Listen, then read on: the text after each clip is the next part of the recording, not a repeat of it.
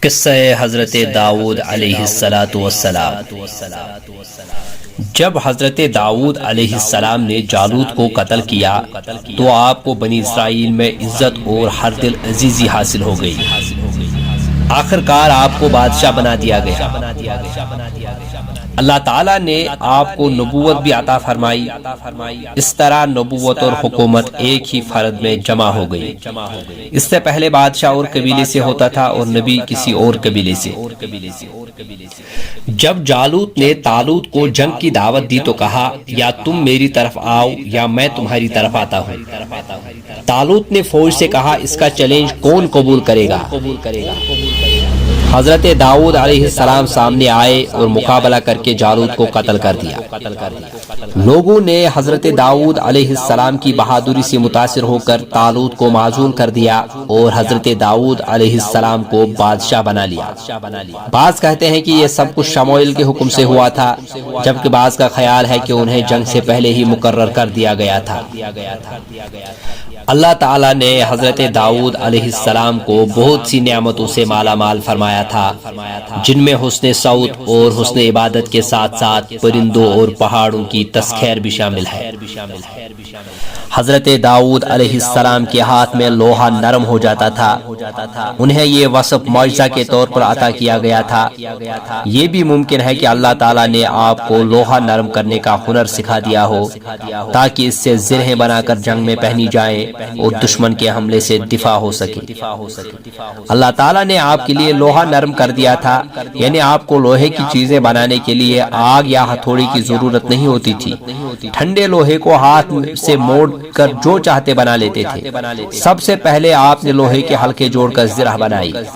اس سے پہلے بچاؤ کے لیے لوہے کے تختے استعمال ہوتے تھے۔ امام اوزاعی رحمہ اللہ فرماتے ہیں کہ حضرت داؤد علیہ السلام کو اتنی پیاری آواز دی گئی تھی کہ جنگلی جانور اور پرندے آپ کی تلاوت سن کر آپ کے ارد گرد جمع ہو جاتے تھے۔ جو بھی آپ کی آواز سنتا وہ جھومنے لگتا۔ آپ ایسی سریلی آواز سے زبور کی تلاوت کرتے تھے کہ کسی کان نے ایسی آواز کبھی نہ سنی تھی۔ آپ کی پرترنم آواز سن کر جن و انس پرندے اور مویشی مگن ہو جاتے تھے۔ اس حسن صوت کے ساتھ ساتھ آپ کو یہ خاصیت بھی حاصل تھی کہ بہت تیزی سے تلاوت کر سکتے تھے۔ دیگر نعمتوں کے علاوہ آپ کو اللہ تعالیٰ نے جھگڑوں کے فیصلے کرنے کا خصوصی اس کی صلاحیت سے بھی نوازا تھا۔ حضرت ابن عباس رضی اللہ عنہ سے روایت ہے کہ دو آدمی اپنا مقدمہ لے کر داؤد علیہ السلام کے پاس آئے۔ مدعی کا کہنا تھا کہ اس نے مجھ سے گائے چھین لی ہے۔ مدعا علیہ نے انکار کر دیا۔ آپ نے ان کا فیصلہ رات تک مؤخر کر دیا۔ جب رات ہوئی تو اللہ کی طرف سے وحی کی طرف سے وہی نازل ہوئی کہ مدعی کو قتل کر دیا جائے۔ صبح ہوئی تو حضرت داؤد نے مدعی سے کہا، اللہ تعالیٰ نے میری طرف وہی کی ہے کہ تجھے قتل کر دوں، اس لیے میں تجھے ضرور قتل کروں گا۔ اب سچ سچ بتا دو کہ حقیقت کیا ہے۔ اس نے کہا، اللہ کے نبی، میں اپنے دعوے میں بالکل سچا ہوں، لیکن میں نے اس کے باپ کو قتل کیا تھا۔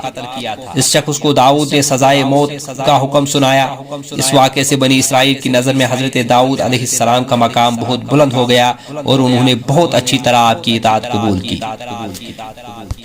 حضرت آدم علیہ السلام کی تخلیق کے ذکر میں واقعہ بیان ہوا ہے کہ اللہ تعالیٰ نے جب آپ کی پشت سے آپ کی اولاد نکالی تو آپ کو ان میں سے ایک شخص بہت روشن چہرے والا نظر آیا تھا۔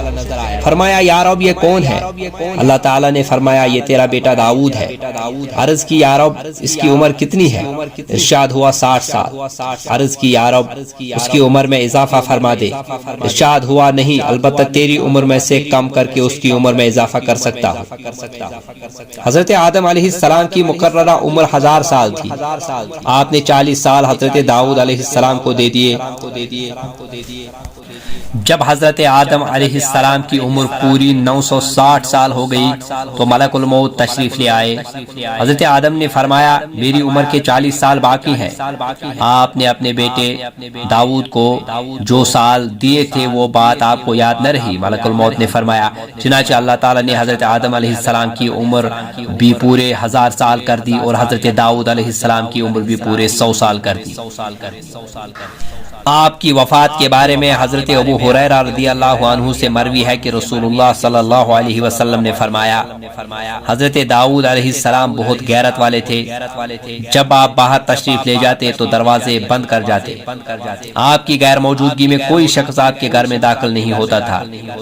ایک دن آپ باہر تشریف لے گئے اور حسب معمول دروازہ بند کر گئے، اچانک آپ کی زوجہ محترمہ نے دیکھا کہ ایک آدمی گھر کے درمیان کھڑا ہے۔ انہوں نے گھر کے دوسرے افراد سے کہا، یہ مرد کہاں سے داخل ہو گیا ہے جبکہ گھر کے دروازے بند تھے؟ اللہ کی قسم ہمیں تو حضرت داؤد علیہ السلام کے سامنے شرمندہ ہونا پڑے گا۔ اتنے میں حضرت داؤد علیہ السلام بھی تشریف لے آئے، دیکھا کہ آدمی گھر کے درمیان کھڑا ہے۔ آپ نے اس سے کہا، تو کون ہے؟ اس نے کہا، میں وہ ہوں جو بادشاہوں سے نہیں ڈرتا اور دربانوں سے نہیں رکتا۔ حضرت داؤد علیہ السلام نے فرمایا، تب تو آپ موت کے فرشتے ہیں، میں اللہ کے حکم کو خوش آمدید کہتا ہوں۔ پھر آپ کی روح قبض کر لی گئی اور آپ کو غسل دیا گیا اور کفن پہنایا گیا۔ جب لوگ غسل اور کفن سے فارغ ہو گئے تو دھوپ نکل آئی۔ حضرت سلیمان علیہ السلام نے پرندوں سے کہا، داؤد پر سایہ کرو۔ پرندوں نے سایہ کیا حتیٰ کہ زمین پر اندھیرا چھا گیا۔ سلیمان علیہ السلام نے پرندوں سے فرمایا، ایک ایک پر سمیٹ لو۔ رسول اللہ صلی اللہ علیہ وسلم نے پرندوں کی کیفیت سمجھانے کے لیے ایک بازو سمیٹ کر ارشاد فرمایا۔